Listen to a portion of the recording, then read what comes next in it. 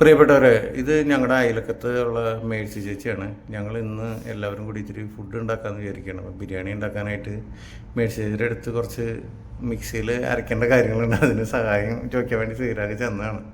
ഇതാണ് ഞങ്ങളുടെ ഇപ്പോഴത്തെ കറണ്ട് സീൻ. ഞങ്ങളുടെ തൊട്ട അയലക്കത്തെ എല്ലാ സഹായത്തിനും മേഴ്സി ചേച്ചി ഉണ്ടാവും. Thank you so much.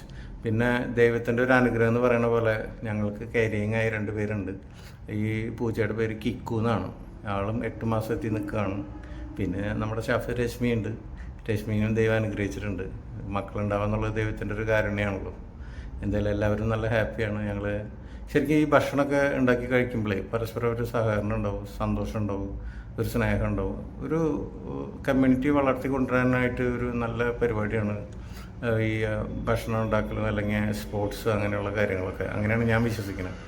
എന്തായാലും എല്ലാവരും ഇതിൽ സഹകരിച്ചു.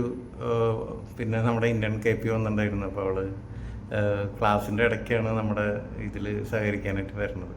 ബിരിയാണി നല്ലതാണെന്ന് എല്ലാവർക്കും അഭിപ്രായമുണ്ട്. ശ്രീരാഗ് ബേസിക്കലി നല്ലൊരു കുക്കാണ്.